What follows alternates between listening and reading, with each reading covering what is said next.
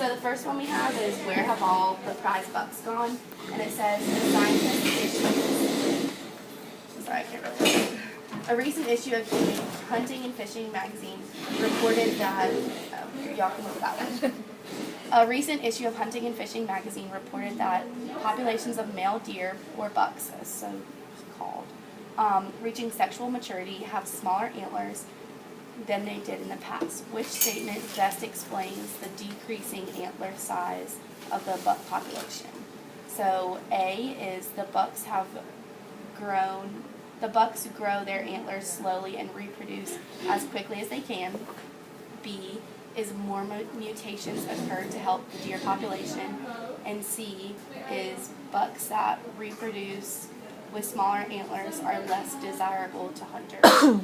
So what we're going to do is like an I think, we think type of chart. So first I want y'all to think to yourselves like if you think it's A, B, or C. So just take a moment to think. Alright, so now I want you to turn to a partner and share which one you think. So y'all can be partners and y'all can be partners. C. C. Okay. I think C because I can usually they have to try to collect the bigger antlers or something. Yeah, I agree. Okay, so what I'm hearing is everyone thinks C, basically. Yeah, everyone thinks C. So C is the most correct answer, but B is also an okay answer to have. So we all think C. Why do we think C? Does anyone have a reasoning for that? Because hunters want deer with the biggest bucks, the biggest horns, so and biggest antlers. So they're gonna kill bigger ones, and if they have smaller, they're less likely to get shot. Can we think of like a word that defines that? Are they considered points or something? Yeah. The antlers are considered points. Their traits are more desirable. So a little bit along the lines of natural selection? Yeah. Yeah. So in your own words, can someone give me a definition of natural selection? Anyone? Best fit. You got it? Best what? Best fit. Best fit? Best fit. Yeah, so Survival of the fittest. survival of the fittest, exactly. So in this situation, C, best represents natural selection. So so one misconception is that some people say that natural selection is a random process and it can happen within a single generation. Do you disagree or agree with this statement? Disagree. Disagree. Why would you disagree? Can't happen in a single Definitely can't generation. happen in a single generation.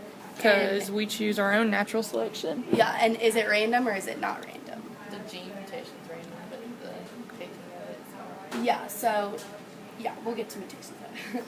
So what part does mutations play in natural selection? Nature. Nature, mutations? Just like random acts. Okay. Yeah, random acts like change. Are mutations, would you consider them a variable of evolution or of natural selection? Wait, what was the question Does again? anyone have a pen? Totally forgot one. Alright, so I want to show y'all something. So if you're starting with evolution in the middle, I might spell this wrong. This is a concept map. So we'll get on to a biological evolution.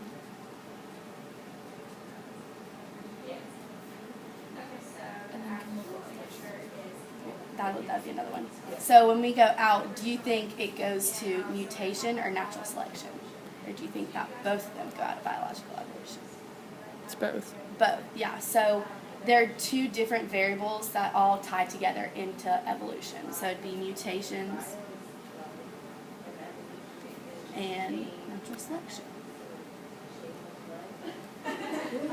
Just like that. So do you want to go on to Okay, the yeah. second one? Okay, so I'm going to read the prose, and then I want y'all to just, like, think about it, what your answer would be, and then I'm going to not hear what y'all answers are until the end. So this is the prose. Four friends were discussing the meaning of the term biological evolution. This is what they said. I think it's another term for natural selection. Mario said that. Sally said, I think it mainly explains how life started. Cameron said, I think it mainly explains how life changed after it started. And Paz said, I think it includes both how life started and how life changed. So, think about what your answer would be. So, what do you think biological evolution is?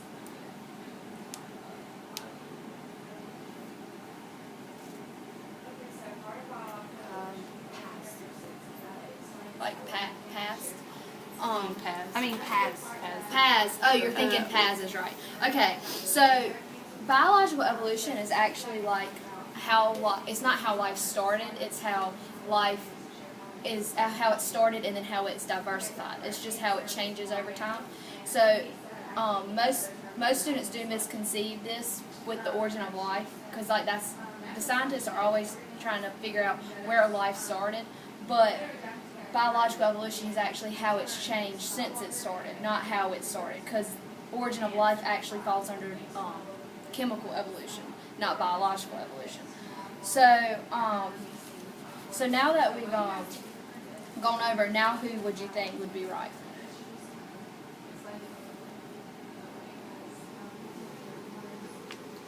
Cameron, yeah, because Paz is somewhat right. He included how it changed over how it changed over time, but he thought it how life started too, which is the origin of life, not how it changed over time and diversified.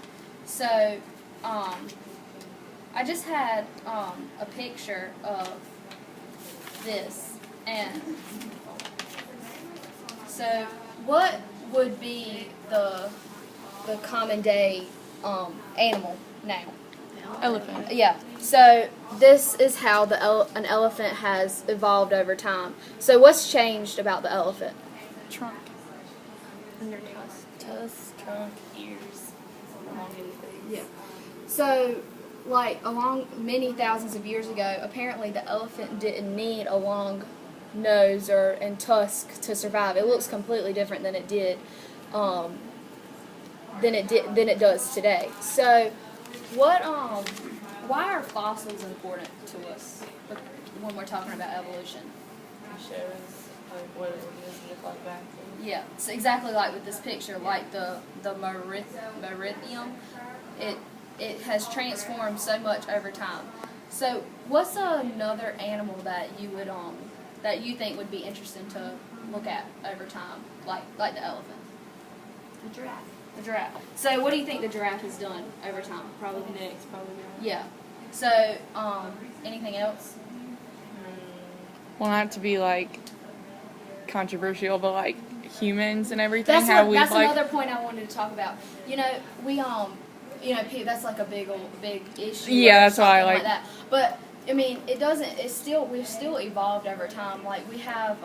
But I mean, an even our like appendix. brain capacity. Yeah, our appendix. We don't need our appendix now. Oh, okay.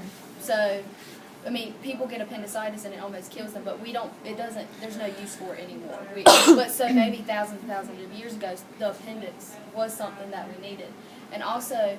If I think a lot of people that have like scoliosis, do you know what scoliosis is? Mm-hmm. You know, where your spine, yeah, they have like it's called like a tail, and some people still have like their I don't know how it works, but like the skull, the bone is like long and it's still called the tail.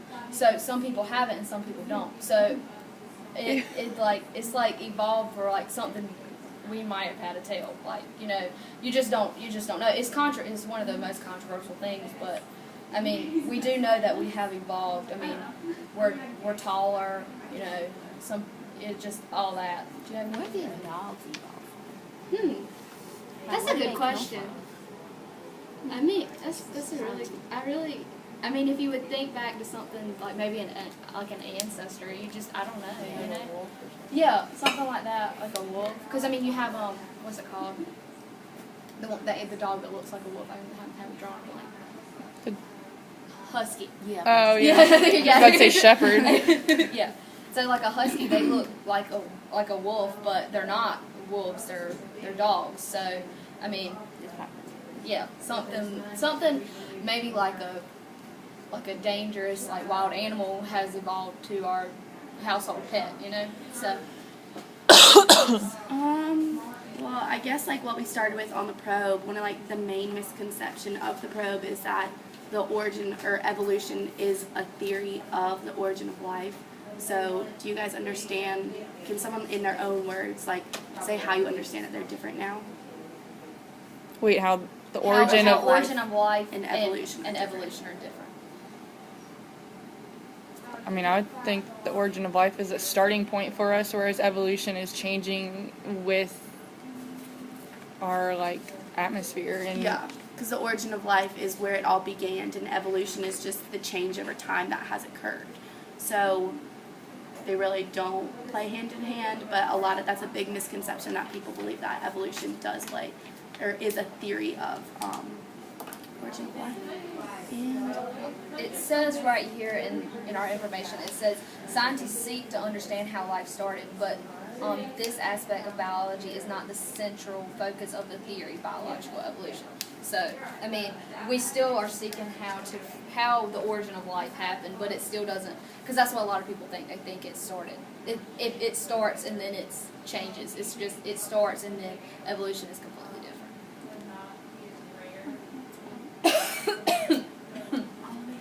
I'm trying to think if I can think of anything else.